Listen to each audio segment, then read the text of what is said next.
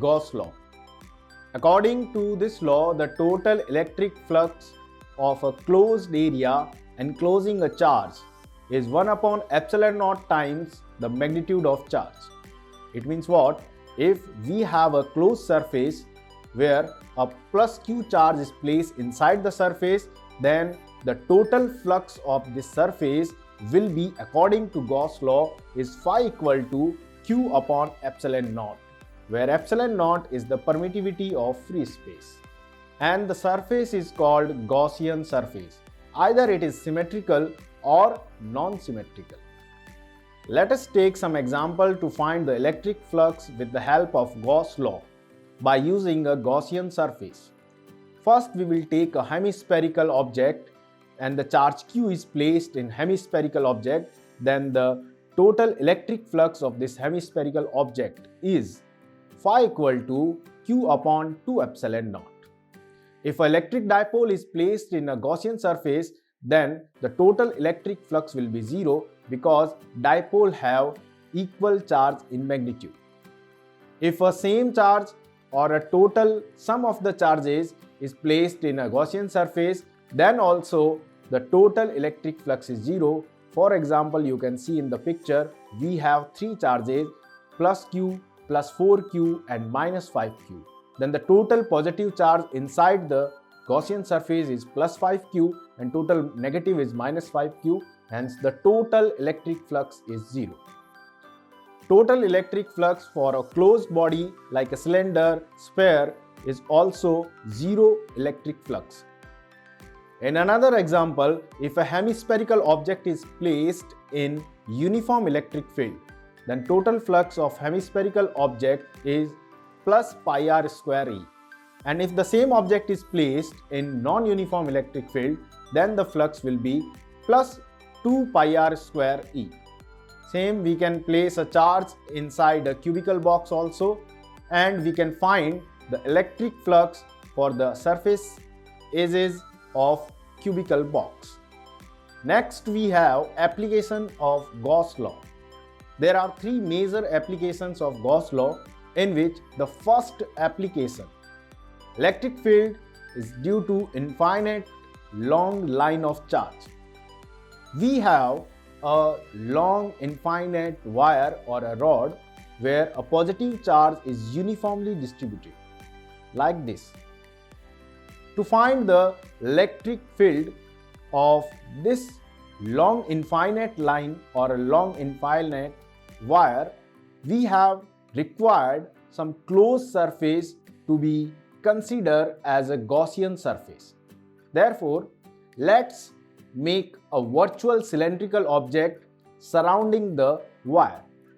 As you can see in picture, that cylindrical object have 3 surfaces, one topmost, bottommost and the curved surface. We will find the electric field for each surface, and after that we will add them to calculate the total electric field of wire. When we calculate first electric field for the topmost surface, then it will be 0 because the field lines spread out in the horizontal direction, not in vertical direction. That's why the top and bottom surface of the cylinder have a 0 electric field, E equal to 0 for top and bottom surface. Only electric field exists for a surrounding curved surface, and that will be lambda upon 2 pi epsilon naught r. How can we calculate this? First, calculate the flux of the cylindrical curved surface and then compare it with the Gauss law. According to Gauss law, phi equal to q upon epsilon naught, and the same formula of electric flux is E dot ds. E dot ds, where ds is the area of cylinder. Which area? Only curved area. For the formula of curved part of cylinder is 2 pi rl. Then electric flux will be E dot 2 pi rl is equal to q upon epsilon naught. Now we can easily calculate it that E equal to lambda upon 2 pi epsilon naught r is the electric field of a long straight infinite wire. In the second application of Gauss law, is the electric field due to uniformly charged plane in finite sheet.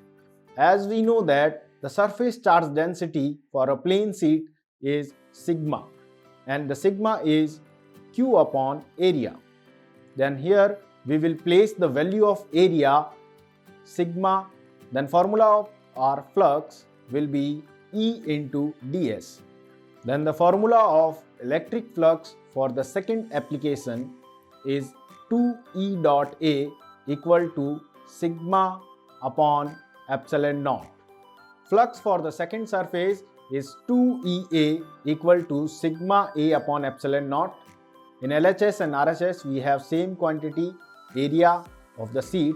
Then finally we got the electric field of a plane infinite sheet is equal to sigma upon 2 epsilon naught.